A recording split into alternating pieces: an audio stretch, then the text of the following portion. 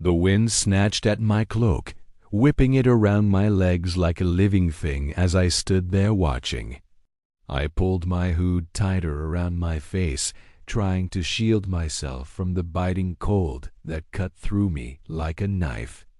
Below me, the road snaked through the dark valley, barely illuminated by the sickly glow of the moon. A full moon, or what remained of one, for clouds raced across its face, momentarily extinguishing the light before it blazed forth once more, untamed and wild. Then I saw her.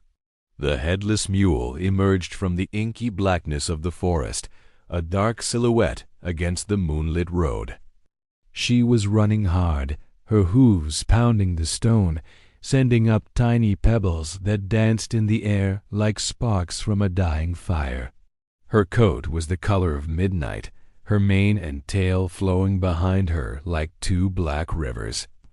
But it was what came next that made the hairs on the back of my neck stand on end. From the gaping hole where her head should have been, flames erupted, twisting and turning, reaching towards the sky like the tormented soul of some mythical beast.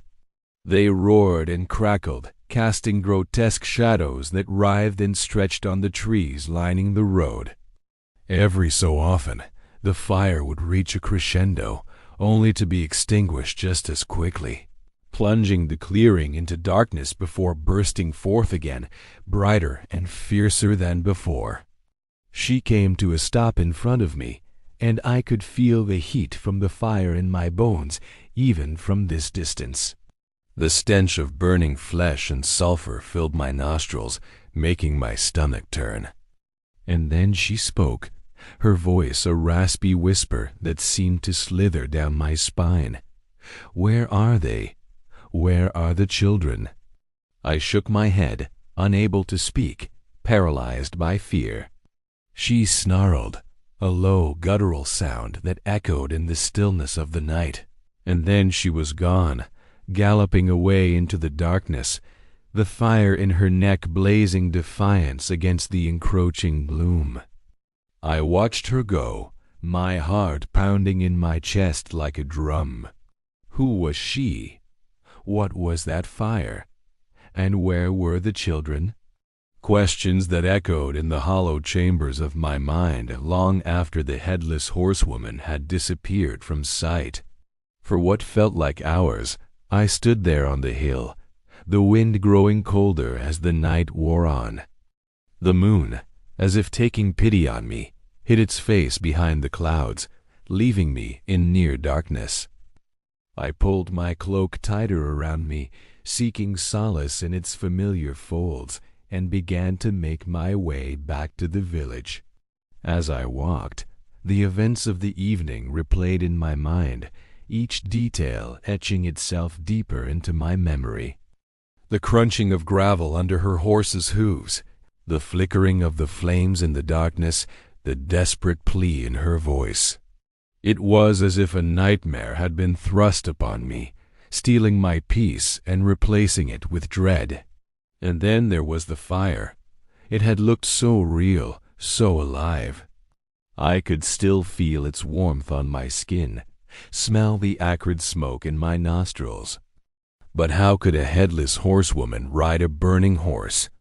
Was she a spirit, a ghost haunting these roads in search of her lost head, or was there a more sinister explanation? As I finally reached the edge of the forest, the first faint streaks of dawn began to appear in the sky, painting the darkness in hues of purple and gray. With the promise of daylight, my fear began to recede, replaced by a grim determination.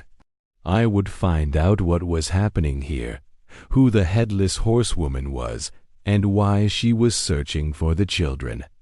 But as I stepped out of the forest and into the village square, I realized that I was not the only one who had been watching the night before.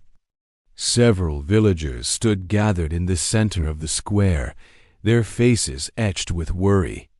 When they saw me, their eyes widened and they began to speak in hushed tones. Taking a deep breath, I joined them, forcing my voice steady as I asked, "Have you seen her?" The headless horsewoman. A shiver ran through the crowd. One of the villagers, an old woman with eyes that seemed to hold ancient secrets, finally spoke. "We saw you watching, child. We knew you would come." She gestured for me to follow her, and together we walked towards the edge of the village. As we went, I stole glances over my shoulder, half expecting to see the headless horsewoman emerge from the trees, her flames casting dancing shadows on the houses. But she was nowhere to be seen. Only the rising sun and the whispering wind greeted us. This was the beginning of my descent into the heart of the mystery. Little did I know the terrifying truth that awaited me, the dark secret that had been buried in this village for years.